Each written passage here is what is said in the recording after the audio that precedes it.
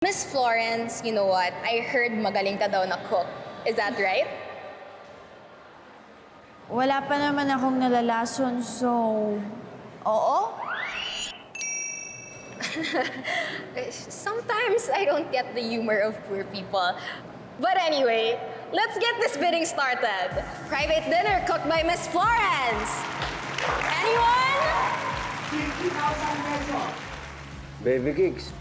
Yung lalaki na yan. I have no idea. In fairness kay Florence, no, box office hit. Oo nga, ang dami nagbibid, oh. Marahil, dulot ni Florence ang pag-asa ng pagmamahal. At kung sino man makakita ng kanyang kagandahan, hahamakin ang lahat. Masunod ka lang!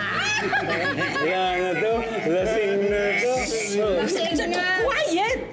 Continuation na ito ng Gap Ender. Can you please? Ay! Ganda. Anyone?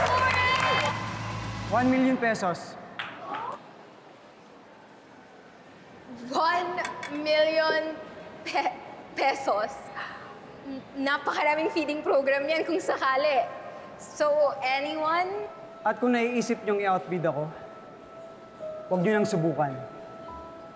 Dahil hindi ko sasayangin ang pagkakataon na to. May makasamang importanteng tao sa akin. Hindi ko sasayangin ang pagkakataon na makasama ka ulit, Florence.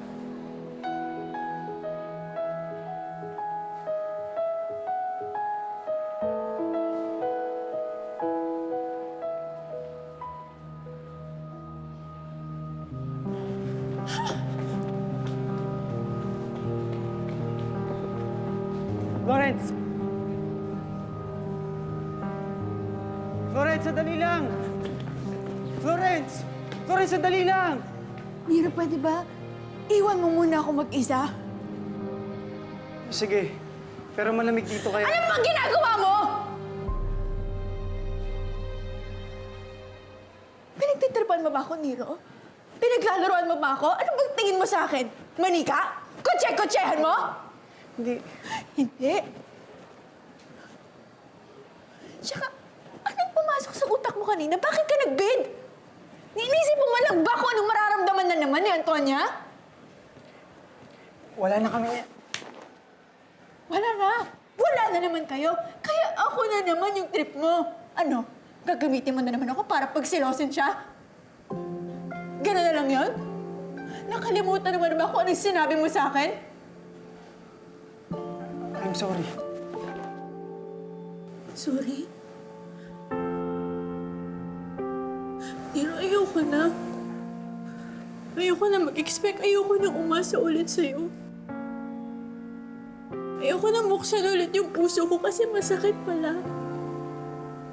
Pag nagkamali ka, pag nagmumukha kang tanga, naniniwala na totoo kayo. Kaya pwede ba? Huwag mo nang paglaruan yung puso ko.